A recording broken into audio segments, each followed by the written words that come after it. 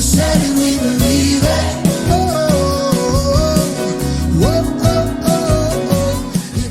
If you listen to worship music at all, you are definitely familiar with the name Maverick City Music. Depending on what circle or sphere you're in, they might be a controversial group, but I personally think that's stupid if you think they're controversial. I think that Maverick City Music is amazing. I think they're great, and I don't think that modern worship music sounds the way it does without Maverick City Music. Look, that may be a bold statement, but I firmly believe that Maverick City Music is the single most influential music group on modern contemporary worship music. In order for me to really accurately present my case as to why I believe this to be true, we got to go back to pre-Maverick City. Okay, so Maverick City came out with their first project, 2019. Pre-Maverick City, what was worship music like? Worship music was safe and it was very structured, right? It was chorus, verse, bridge, chorus, build backs, like all that stuff, right? It was safe. It was formulaic. And I'm not saying there's anything wrong with that, but that's what the landscape of worship music was like, right? And so as someone that grew up in the church, grew up in a Christian household, went to a Christian school, listened to Z88.3 on the way to school, on the way back to school every single day, I'm very familiar with what the landscape of worship music was. And it was very predictable. It was very staying in the same lane, not wanting to color outside of the lines, right? And for the time being, it worked. There was nothing wrong with it.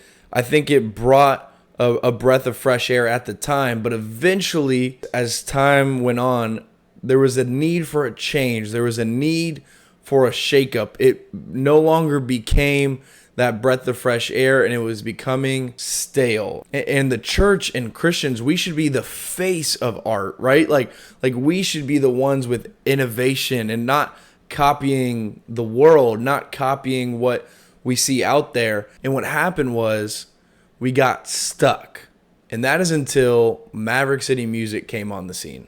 Like I mentioned earlier, Maverick City Music released their first project, an EP, in 2019.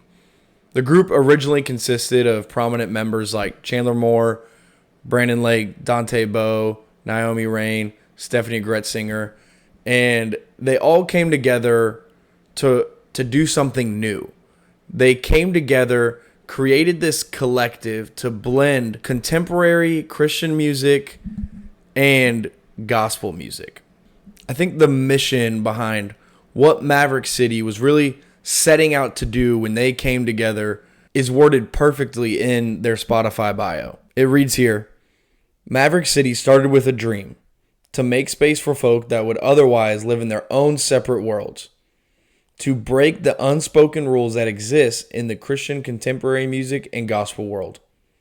But I think more importantly, to be a megaphone for a community of creatives that have been pushed to the margins of the industry of church music. What brings us together, and that sound that is vivaciously smacking you in the face that first time you hit play on a Maverick track, isn't the sound of a community that centered around their deprivation. It's the audacious sound of true belonging, the beautiful harmony of a long-lost family. What works so well about Maverick City Music is that they combined the best of both worlds.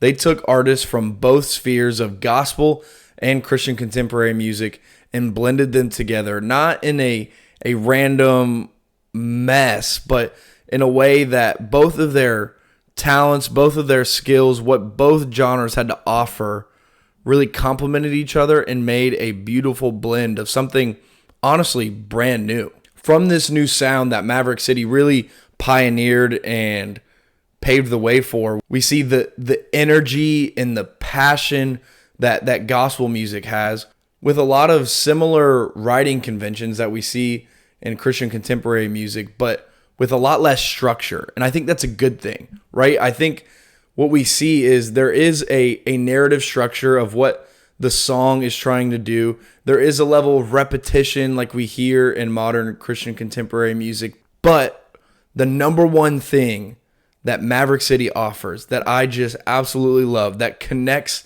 them with their audience, that makes people love them so much, is their authenticity.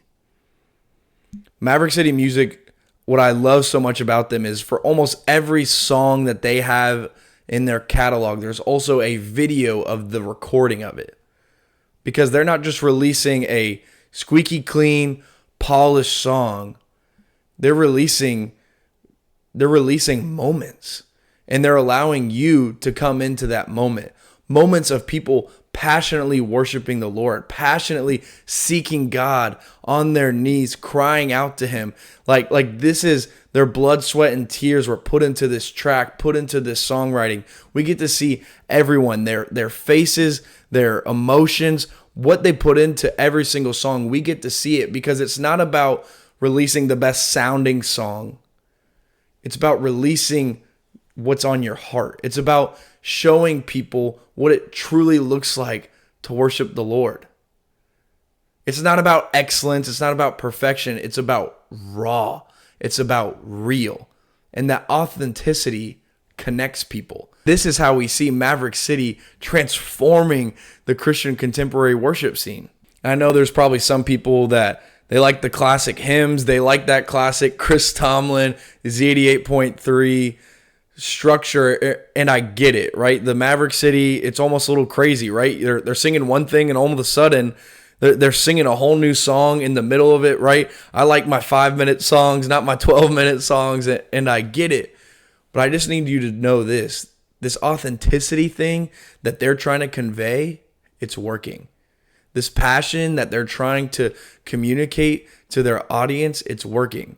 I saw a few years ago an interview with Shawn Mendes, and he's sitting there talking about how he grew up in an atheist household, and he began to ponder the question of, is this Jesus guy, is this God thing real? Because he saw videos of Maverick City Music, saw their authenticity, saw their rawness, saw their passion, and connected with it. Here's the clip. Only in the last 2 years I've realized the real power that music is. And there's something so interesting because I grew up kind of more or less atheist, and now becoming much more spiritual and really being sure there's a God, or sure there's a higher thing, and there's the universe, or whatever you like to call it. Music was the thing that did that for me. Watching Maverick City Choir, I think they're called Maverick City Choir, singing about God, singing about Jesus.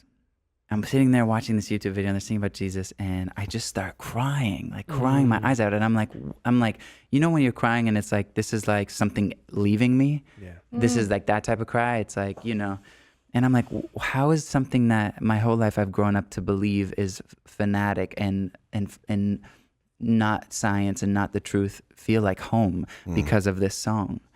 And you see, I work with high school and middle school students for my job. I myself am a part of Gen Z.